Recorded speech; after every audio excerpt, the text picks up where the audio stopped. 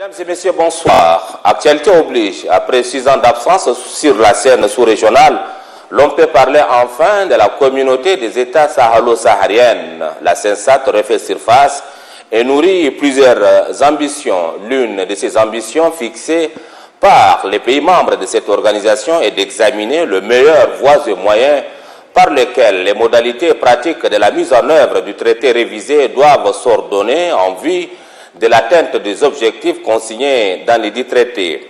Lors du sommet de 2013 en Djamena, de mon point de vue, l'initiative doit inciter l'adhésion de 24 nations qui composent cette organisation sous-régionale dont le passé a été glorieux.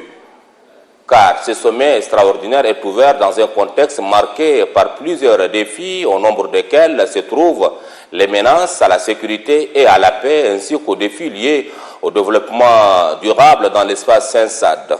En organisant ces sommets de l'espoir après la chute du guide de la révolution libyenne, les dirigeants de l'espace CENSAD ont pris conscience de la situation volatile qui déchire certains pays membres de la dite organisation sous-régionale, à l'image de la Libye qui brille au quotidien, les pays des hommes intègres sous menace de djihadistes, l'interminable crise somalienne, ainsi que le pays du lac Tchad, frappé par des actes terroristes de la nébuleuse Boko Haram. Les défis sont majeurs.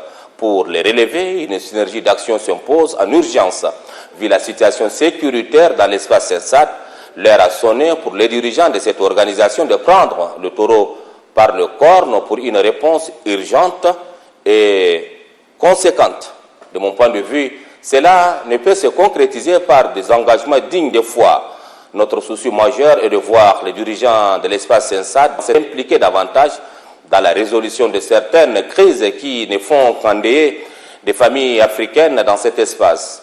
Car il n'est un secret pour personne que le sommet de Djamena relance la CENSAD.